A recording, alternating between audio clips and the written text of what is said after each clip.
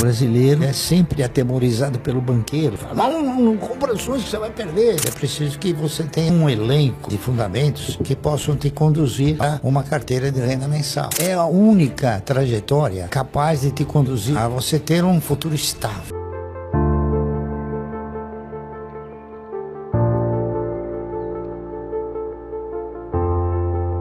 Comecei pequeno, comecei comprando insignificância, né? O universo, ele oferece para você uma perspectiva fantástica, fantástica. É uma pena que o brasileiro, ele não tenha tido a preocupação de examinar isso, entende? E ele, segundo a minha observação, ele sempre tem sido monitorado pelo banqueiro no sentido de seduzi-lo a dizer, olha, se você comprar ações, você vai ficar pobre de repente. E não é. Ele pode ficar rico de repente. Pobre nunca. E o brasileiro hoje ele não compra ações porque ele tem medo de entregar os seus recursos para pessoas competentes. E aí ele prefere entregar seus recursos para pessoas incompetentes. Tá entendendo? É preciso que você tenha um elenco de fundamentos que possam te conduzir a você exercitar uma carteira de renda mensal. A minha visão principal é carteira de renda mensal, que eu faço isso desde 1971 e vou continuar fazendo até não poder mais, porque é a única trajetória capaz de te conduzir ao quê? A você ter um futuro estável, tá entendendo? É a única trajetória, não existe outra. Em 1971, quando eu resolvi criar uma carteira de renda mensal, eu pensei da seguinte forma: se eu quero ter uma carteira de renda mensal, eu tenho que ter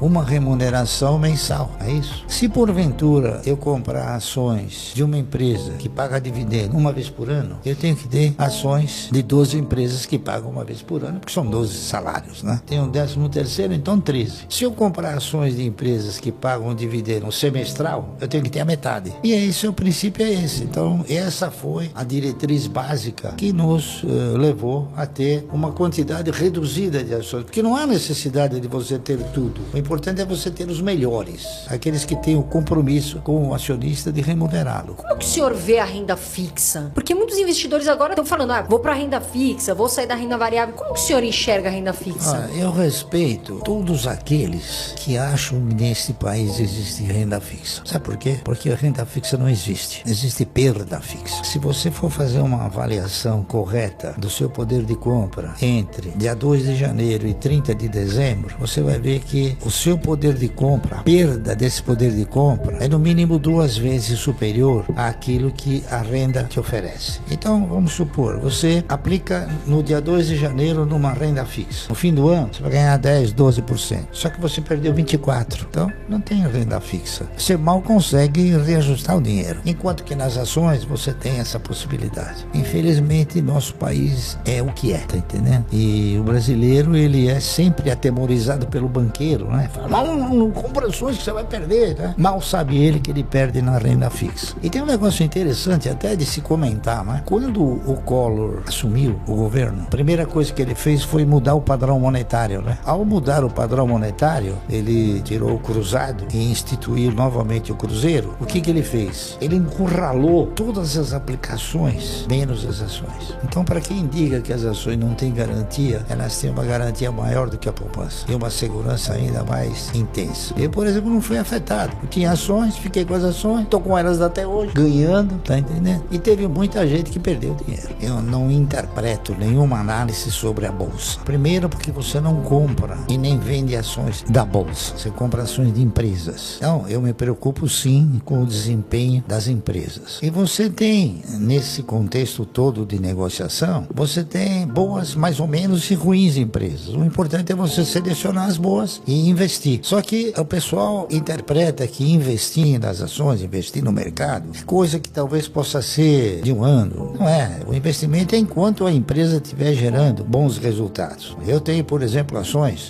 de inúmeras empresas há muitos anos, né? Eu tenho ações do Banco do Brasil que eu comprei a 60 centavos. Então o cidadão vai falar, pô, basta matar 36, por que você não vende? Porque não é um bom negócio vender. Ao contrário, tá entendendo? Por quê? Porque o Banco do Brasil me dá sistematicamente dividendos. E o que importa numa carteira de renda mensal não é quanto ela vale, e sim quanto ela te proporciona de recursos. Porque o patrimônio, no meu conceito, ele contempla o ego. Mas ele não te põe dinheiro no bolso. Te põe dinheiro no bolso é o dividendo, tá entendendo? Então eu já aprendi e tento mostrar para as pessoas. Por exemplo, os camaradas compram uma ação por 1 e veio 90 centavos, ele não ficou pobre nem perdeu tudo. Houve uma oscilação porque o mercado ele é de renda oscilante. Mas o que vale são aqueles recursos que você obtém através do quê? Através da distribuição dos resultados das empresas. Esse é o fator principal. Eu acredito que investir em estatais na Holanda, na Alemanha, na Bélgica, nos países desenvolvidos, onde os administradores são administradores competentes, vale a pena. Eu compraria ações dessas empresas. Só que aqui no Brasil é difícil você recomendar. Barsi, o setor elétrico, quais são as 3 ações que o senhor mais gosta? Todas. Eu de todas aquelas que geram e transmitem. Aquelas que distribuem, não. Porque o custo de geração e o investimento em geração, como o investimento em transmissão, é muito menor do que o investimento em distribuição. Distribuição, a empresa tem 70 mil clientes, né? E na transmissão tem 1 ou 2. Então, o custo é sempre menor. O custo de operação, consequentemente, o resultado é sempre mais significativo. Os melhores setores para você investir são aqueles sem o qual uma economia não funciona. Então, você tem energia elétrica, bancos comerciais, telefonia, tá entendendo? Saneamento, o senhor gosta? Saneamento eu não aprecio muito. Um saneamento aqui no Brasil ainda tem muito lugar que tem fossa, né? Então, o investimento em saneamento, como ele é feito mais ou menos, a maioria por estatais, o que você coloca embaixo da terra não gera voto. Aprecio bastante empresas que desenvolvem atividades que você paga sem consumir. Por exemplo, energia elétrica, você paga todo mês. Mas aí você fica 60 dias fora e não consome. Você chegou, a conta tá lá. Você está pagando sem consumir. Seguro é a mesma coisa. Seguro, você faz um seguro e reza para que não haja um sinistro. Então você está pagando por uma coisa que você não deseja que aconteça. O Warren Buffett, por exemplo, ele é fanático por empresas de seguro, exatamente por causa desse detalhe, que é um bem que você paga sem consumir.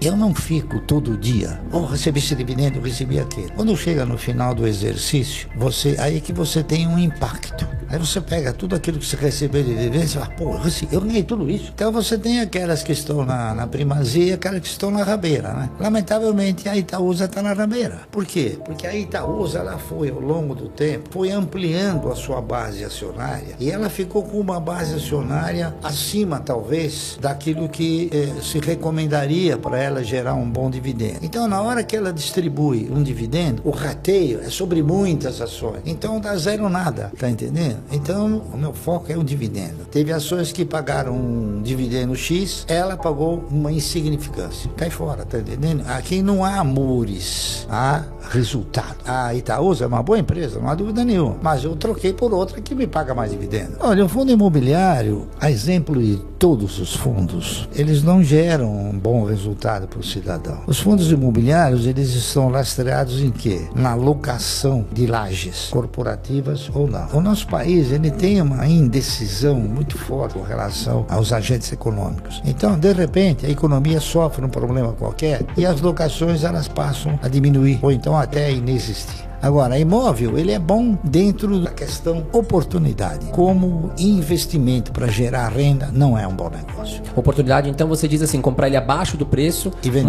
Uma boa oportunidade e colocar ele à venda e ganhar vender. Com essa operação. Isso, né? sim, é isso aí. Bom, as lições são um exemplo simples, tá? É você comprar aquilo que tem perspectiva de resultado. Não comprar fantasia e não comprar aquilo que não seja o óbvio. O brasileiro, ele adora a fantasia e ele sempre desprezou o óbvio. Por isso que ele não ganha, porque ele escuta, por exemplo, centenas de casas de análise da palpite. Se você for pegar 95% desses palpiteiros, eles não têm ações, eles não têm carteira de ações e dá palpite sobre ações, entendeu? Eu não, eu tenho uma carteira de ações e eu dou a recomendação baseado no quê? Baseado numa cultura, baseado em experiências e baseado numa postura também, né, de investidor. Você sabe quem é o caçador de passarinhos mais competente do mundo? Quem? É o jacaré. Jacaré. Porque ele fica com a boca boca aberta, esperando o passarinho vão comer a comidinha no dente dele, pô, fechou competência total. Eu faço isso com o recurso, fica o dinheiro, fica lá. Aí, foi ruim, começou a cair, ótimo, agora eu vou comprar. Porque eu procuro comprar sempre quando o preço é muito mais sugestivo, não é isso? Parce, quais são 3 empresas que o senhor não tira da carteira? Bom, todas as minhas empresas eu não tiro da carteira enquanto ela não chega na situação que chegou a Itaúsa.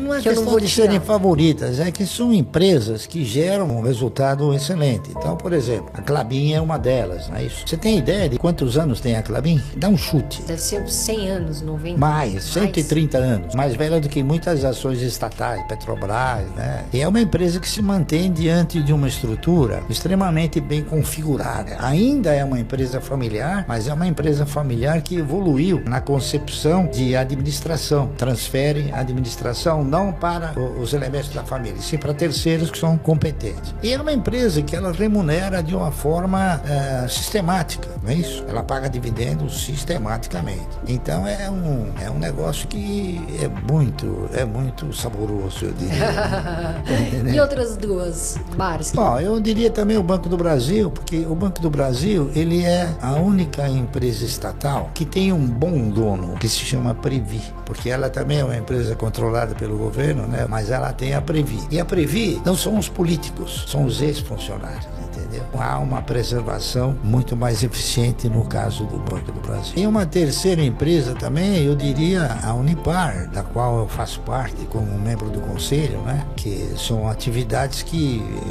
são importantíssimas numa economia, tá entendendo? Mas eu tenho outras também que são importantes, né? E que eu também não declinaria porque tenho absoluta certeza que elas nunca vão me decepcionar.